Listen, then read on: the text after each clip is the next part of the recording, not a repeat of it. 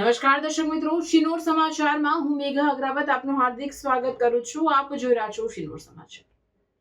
ધારી ખાંભા બગસરાના ધારાસભ્ય જેવી કાકડિયાના વરદ હસ્તે ભાડેર મોણવેલ જવાના રસ્તામાં આવતા તમામ નવા નાળાનું 7 કરોડના ખર્ચે નવીનીકરણ સાથે રોડ રીસર્ફેસિંગ કામનું ખાતમુહૂર્ત હાથ ધરવામાં આવ્યું.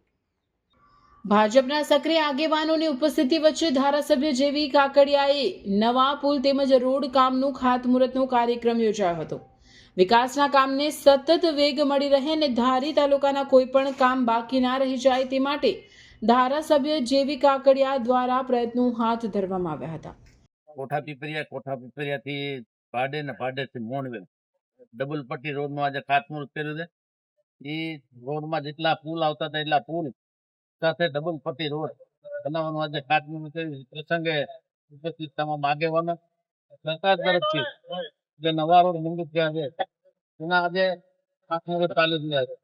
જે સરકાર 2 લાખ રૂપિયા આપણને આપે છે ત્યારે ગામડાના ઉત્થાન માટે આજે જે આપણા રાજ્યના મુખ્યમંત્રી ભૂપેન્દ્રભાઈ પટેલ જે બાંધકામ માટે જે પૈસા આપે છે રોડ રસ્તા માટે એ ખૂબ જ સારા પૈસા આપે છે ત્યારે ગામડાના લોકોની પૂરી સુવિધા મળે છે.